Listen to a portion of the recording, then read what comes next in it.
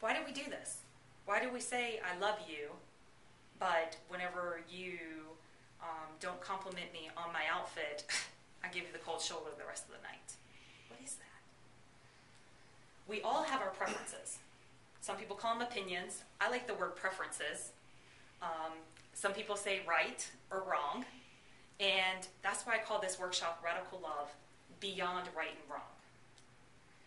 I see more relationships damaged, any kind of relationship, friendships, working relationships, boss-employee relationships, friends, siblings, more relationships damaged because people would rather be right than be happy.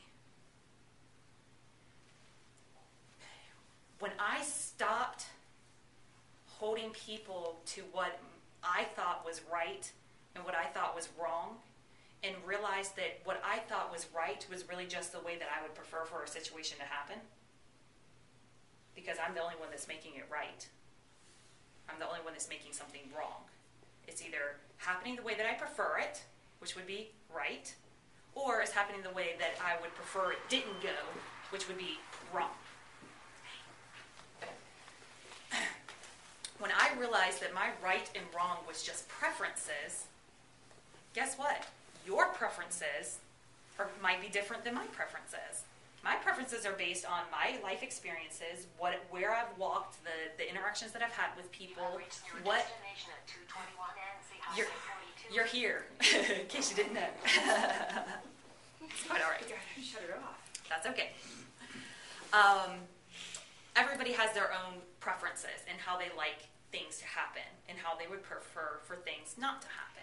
My preferences are based on my walk through this life, my interactions with people, my experiences with people, my little experiments on, okay, I interacted with this guy and I felt really good, and I interacted with this lady and I felt kind of blocked off. I don't really like the way that lady makes me feel, so I'm going to hang out with this guy, and I prefer people who behave like this. So in essence, I end up saying this behavior is right and this behavior is wrong. This is not how you treat somebody, because in my experience, that's not what I believe somebody should treat somebody like. What happens is that I wasn't realizing that my preferences were based on my experiences. So unless you've had my experiences, you're not going to think and feel the same way that I do. And along with that, there's a lot of preferences that are a majority opinion. Majority of people believe that people should behave certain ways whenever they're in a marriage. Majority of people believe that people should behave a certain way in a mother-daughter relationship. Majority of people believe that a boss and employee relationship should be a certain way. So now we're taking my own experience and my preferences, compounding that with the fact that a lot of my preferences fall in line with majority opinion. So then we come up with this collective right way to behave and wrong way to behave. How I started breaking down these walls between right and wrong was an understanding. I stepped into a faith in something beyond myself. I decided that I believed that there's something bigger happening in this world besides what I get to experience in my day-to-day life, and that I'm just part of this bigger plan. And whatever it is that created the big thing, or is running the big thing, it has a perfect plan in mind. So I believe that whatever the bigger picture is, ultimately everything happens perfectly on track, and that it's just my limited perspective that makes me think that it's right or wrong. And that's based on how I emotionally feel about the situations that happen to me. So when I started questioning, I was like, okay, if I have faith that everything is perfect and that everything happens exactly how it should, if I believe that everything happens exactly how it should, how can I say that something is wrong or something didn't work out right? Because I can't say everything's perfect except for this one thing that didn't happen on this one day. Everything's perfect except for this one relationship that I have in my life. Everything's perfect except for that thing that happened that was wrong. It wasn't supposed to go that way. I realized that it was just my limited perspective that kept me from seeing the bigger picture to see the perfection in things. So I was like, okay, if this is what I believe, I have to believe it 100%. I can't believe it when it's convenient for me and throw it out the window whenever it's not. I wanted to apply it 100% in my life. And I just started simply doing that. Okay, I'm going to take away the wrongness of the situation or the rightness of the situation, and I'm going to say that everything simply is what it is. Now, I know that that's redundant, but there's a lot of truth in it. There is no right or wrong. There is no good or bad. Everything just simply is what it is until we come along and we name it. That goes for everything. I mean, it goes for objects like this tree. It's just here doing its tree thing, but it's not a tree until I point to it and I call it tree. So the same thing, if we see a car accident, it's not bad that a car accident happened. It's not good that a car accident happened. It's just simply a car accident. The good or bad is determined by the people who are observing it, viewing it, reflecting on it, comparing it to their past life experiences, are involved in it. If somebody gets injured, they would probably view that it was bad. If somebody gets their car paid off in full and enough money to buy the car of their dreams, they could see it as good. So if I'm going to trust that everything's perfect, I had to take away my right and wrong. And that goes down to all of my preferences, including my preferences. Following me? Am I on the same page here? Okay. So as I started lifting up my labeling of right or wrong, I would just simply say, it is what it is. And it drove my husband insane because he hates that saying, let alone the fact that I was saying that about everything. I would just, when I would feel that kind of like head shaking, like that's just not right, or that's just not fair, or it should have gone like this, or it should have done this, or it should have done that. Instead, I would catch myself and I would just kind of step back and I'm like, well, isn't that interesting? Instead of getting caught up in quickly naming it what it is in the moment, I would just sit there and say, wow, okay, I'm not seeing the perfection in this.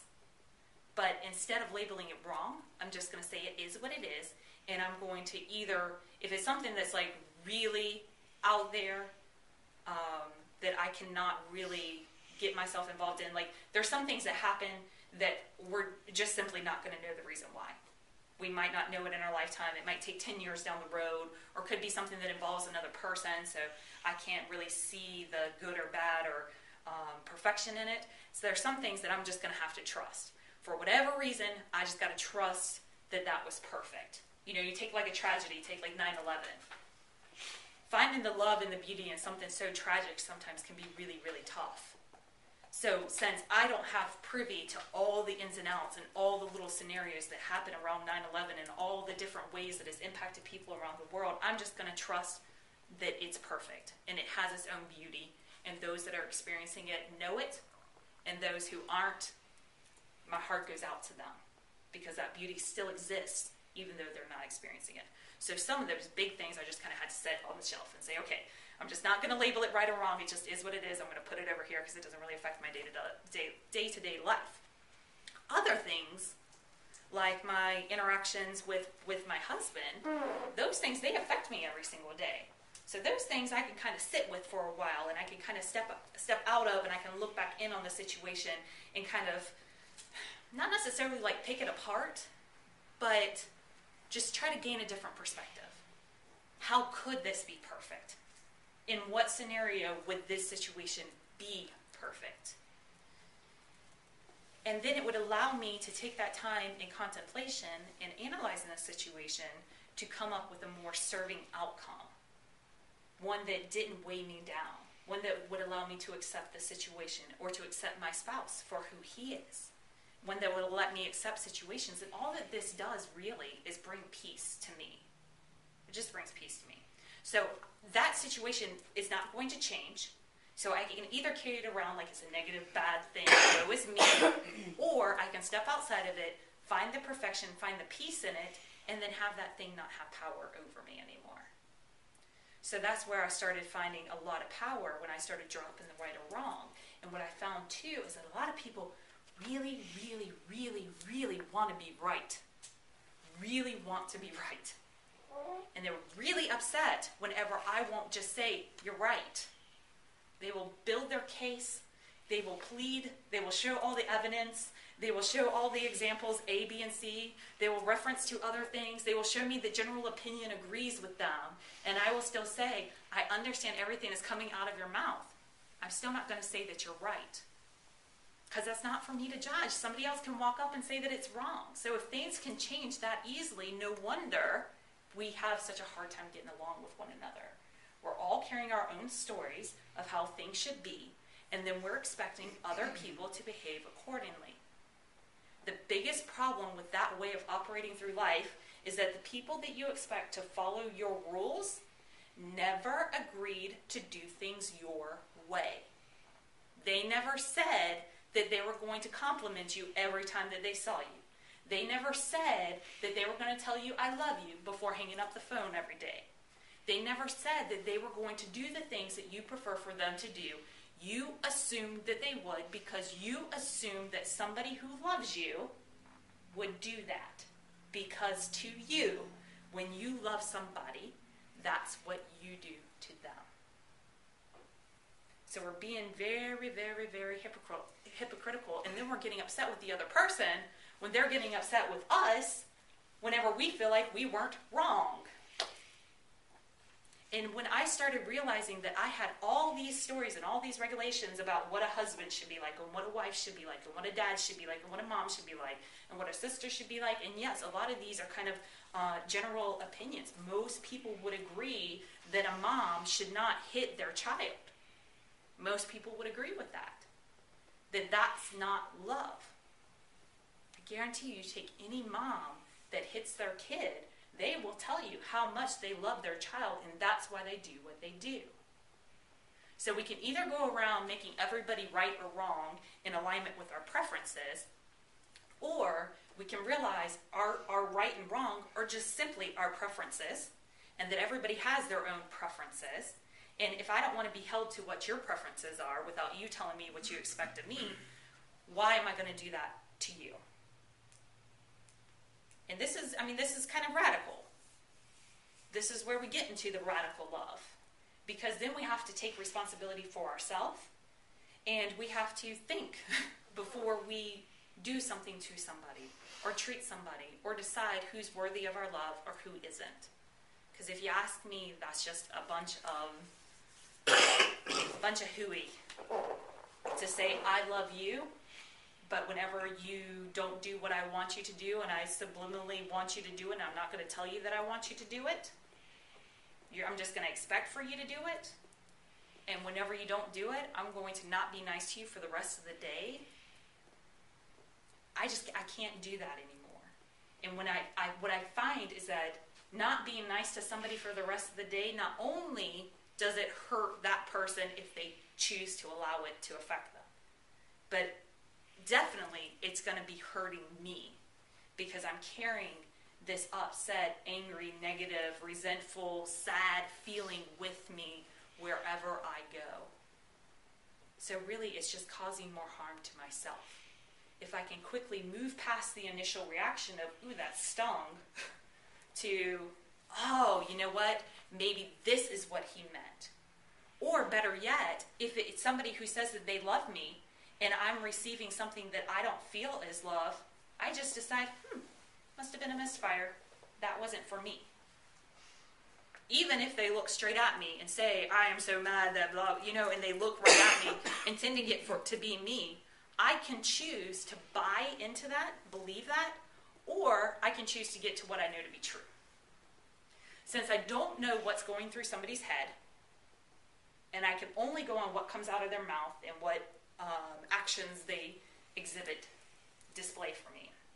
That's all I can really go on. I cannot read somebody else's mind. And in saying that, why would I ever expect somebody else to read my mind too? Which a lot of us do. We say to somebody, I'm not a mind reader. What, she think I can read her mind? But then we expect her to read our mind. We're very, very hypocritical people. I am very hypocritical when I started catching myself doing that.